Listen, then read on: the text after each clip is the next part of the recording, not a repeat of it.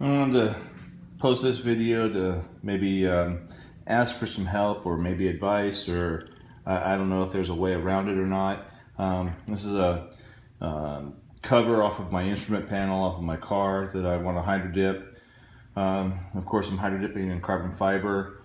So this part is fairly complex to me, and what I think is complex. I'm not sure if there's a technique that any professional hydro dippers out there would recommend or would do differently than what I did. But I just dipped this morning, and one of the things I'm seeing, I've got a fairly good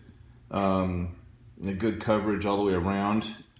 The one area that I have an issue is on this part right here.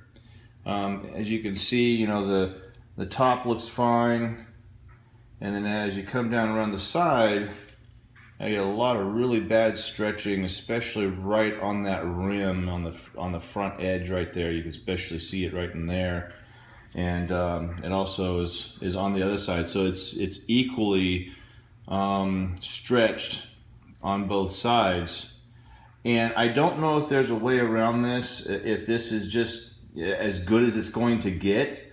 But the way that I had to approach this is I had to put the part in as I was dipping.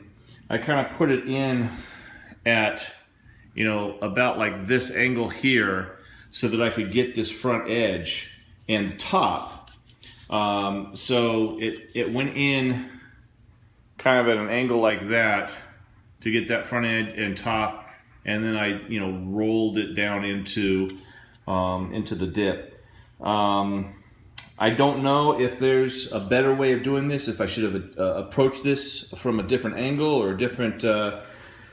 I don't know if I should have gone in, from this side first and then dip that around, or maybe this way. I'm not sure which way I should have done this. But if there's anybody out there that's done parts like this that maybe could tell me if there is a better way to do this before I clear this. I was just going to go ahead and call this good, because I figured, this being, some of my first parts that I've hydro dipped, especially doing carbon fiber. Carbon fiber, from what I've understood, is probably the most difficult pattern to hydro dip when you're new, mainly because of how symmetrical the pattern is.